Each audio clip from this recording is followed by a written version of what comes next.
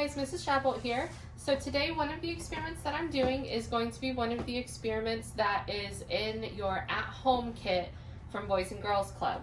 So if you picked up one of the at-home kits from Club, you'll have all of the directions laid out, and I'm just going to help you follow along with those directions. So first things first, just to make sure you have everything, and I have this all written down on paper so I don't leave anything out. You're going to need sugar, water, a plate, a spoon, some glass jars or even just glass cups like this, some wax paper, a saucepan to boil some water. You will also need some skewers and an adult to help you because we will be using the stove. You will always need to get help from an adult for that. And then if you want to make different colors, you can use some food coloring, but that's later. So we're going to be making rock candy today. And I just have 3 different skewers for right now. And all we're going to start out with for step 1 is you're going to need your skewers, you're going to need your wax paper, you're going to need a plate, a glass of water, and we're going to put some sugar on our plate. So I'm going to go ahead and get the sugar on the plate first. Now this is not measured out. This is just to start us out. You're going to need to get some sugar on your skewer so that we can start building our rock candy. So I'm just putting a little bit. I didn't even use that whole container. So what we're going to do is you're going to dip a skewer into the water and get that wet. And then we're going to roll it around in the sugar.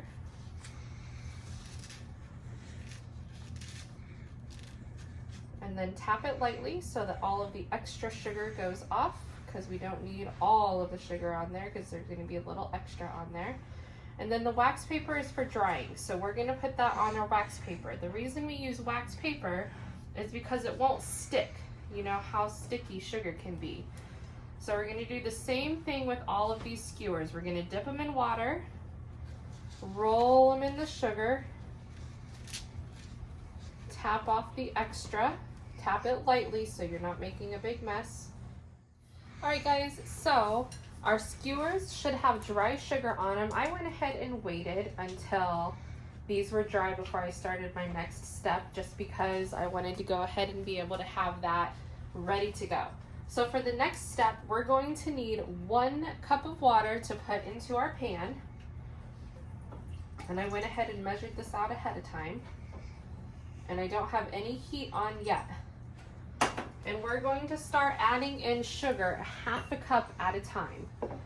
Now, what we're going to be doing with this is we're going to make something called a saturated sugar solution. So when you start adding in your 1/2 cups of sugar, you're going to want to make sure that when you stir it, the sugar is dissolved completely before you add your next 1/2 cup. So I'm going to show you kind of what it looks like when I first poured it in. You can see it kind of clumps up. I'm not sure if you can see it very well, but you can tell that it's just water now, or it looks like it's just water. Okay, you can't see any clumps of sugar in there at all. All right, so now it's time to add my next 1/2 cup of sugar. We're going to do the same thing. We're just going to take a 1/2 cup and we're going to pour it right into the water and stir it all up again. And it's okay if you end up with a little bit of sugar left over. That's the point we're trying to reach. We're trying to reach the point to where the water has soaked up and dissolved so much sugar that it cannot dissolve it any further. And that is why it's called a saturated solution, because the water is so full that it cannot dissolve anything else in it. So you actually want to have just a little bit of sugar left in the bottom of your pan. I'm going to have us zoom in a little bit, and you can see for the most part the water's fairly clear, but you can still see the little sugar granules. And once it really starts to like settle, you can see piles of sugar, and you can see how it even moves, or at least I hope you can see. just a little bit. And that's the point that we want to get to. So this is our saturated sugar solution. So now, again, this is where you're going to want the help of an adult, especially if you have a gas stove and you have a flame on your stove. We're going to turn our stove on high so that the water starts to boil. Now, the very important thing to remember here is that you want to be stirring it the entire time so that nothing gets stuck to the bottom. We don't want to scorch our pan. We just want to make sure that the water comes to a boil and that all of that extra sugar that we had in there starts to dissolve yet again. So even though the water could not dissolve all the sugar we put in there, as we boil it, it's going to become what's called super saturated. And it's going to dissolve the rest of the sugar that we had left over in here. Alright guys, so this is boiling. I'm going to have us zoom in on it so that you can see what the boil looks like. Very carefully as to not burn. So, when the water boils, you see all these bubbles coming up. I've been stirring this entire time. I have not stopped at all. And you can tell that it's still a little bit cloudy. Remember, we're looking for it to turn clear. But now that we have a good boil going, we're going to turn it down to a medium heat. And on my stove, that's about a level 4. It's different for every stove. And we're just going to keep watching for the water to clear up a little bit. Now, it's going to be really hard for you to see on camera, but you'll be able to see it at home while you're cooking. Now, one important thing to remember, and this is very, very, very, very, very important to remember. If you cook this for too long, it will eventually start to harden and it will just make hard candy. It says in the directions to not have it on for more than 5 minutes. And that's because if you cook it for too long, it will start to harden.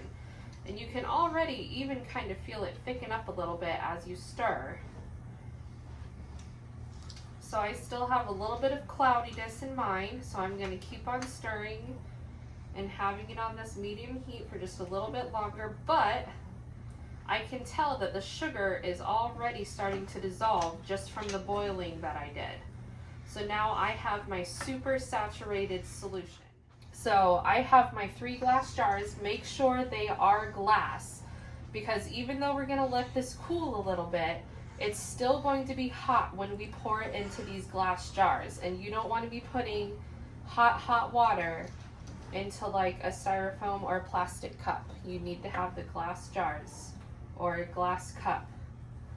Alright, this is really starting to clear up now. I think you might be able to see this. Let's zoom in just a little so that you can see just how clear this has gotten. So as you notice, the boiling has stopped, partially because I lifted it up a little bit, but also because I turned it down.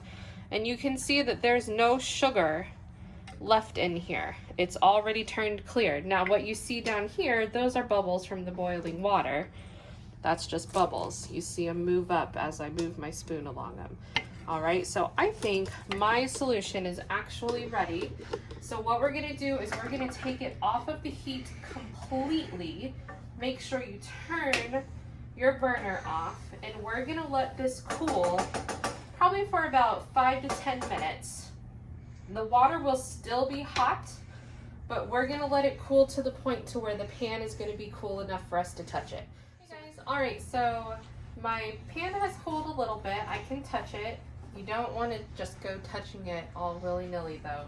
Make sure that you've waited a long enough time. Now I grabbed a bowl. Make sure you get help with pouring. I grabbed a bowl because I know how I am, and sometimes I'm a little messy and I make a mess and I spill.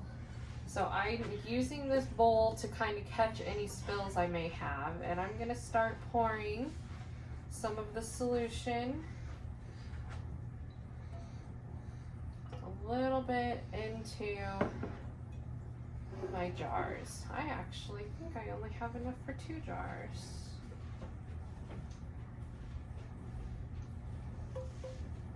I don't even have enough for 2 jars. So the size of my jars, I've really only got enough for 1 jar. So I'm just going to do 1 jar And I think part of that is because the size of my jars are a little bigger. So if you have a smaller jar, you'll be able to make multiple different colors. I do not have multiple different colors. All right, so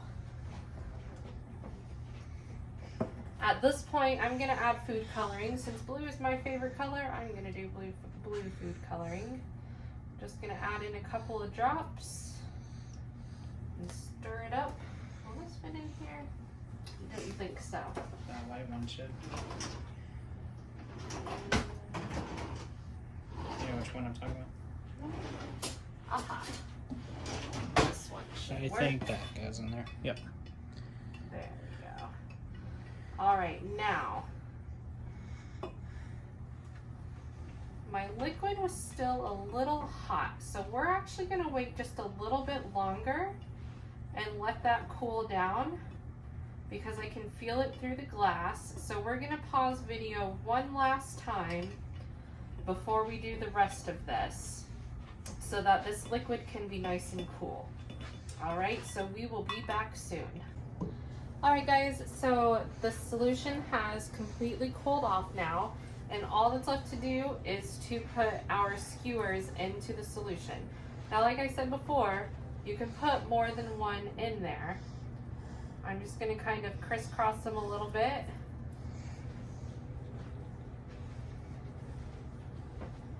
That way they're not touching too much. Now this will take several days for it to start making the crystals that we want to see for the rock candy. So you're going to want to set this in a safe place where it's not going to get knocked over, but where it's going to have time to start building up the crystals. So this is just part one of our video. The next video that I'm going to start making is going to be all of the check-ins.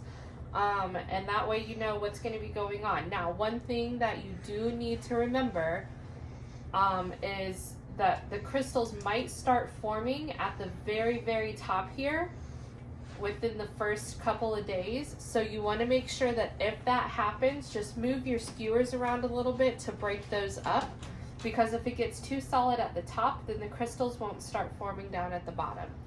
All right. So I'm going to set this off to the side, and then I'm going to do some different check-in videos as my crystals start to form. Have fun, guys. Hey guys, so this is part two of our make your own rock candy, and as you can see, I did not get any rock candy on any of my skewers here. So I think I actually know what the problem was. I don't know if you noticed in the first video, but when I was pouring the sugar water into the glass, it still had kind of a yellowish tint to it, and I don't think I boiled it long enough. So that's just enough proof right there to tell you that you need to make sure that you boil it long enough so that the crystals can start forming. So just make sure when you're boiling that you're constantly stirring it, have an adult with you while you're doing it, and make sure that if you start pouring it and it looks really yellowish still, like mine did, then maybe you can try and get it back in the pan really quick and boil it a little longer. So I think that was my biggest problem, was I didn't boil the sugar water long enough. So you guys try, and if you get the same results that I did, then that means you probably just didn't boil it. So make sure you just keep trying, and I hope you have fun.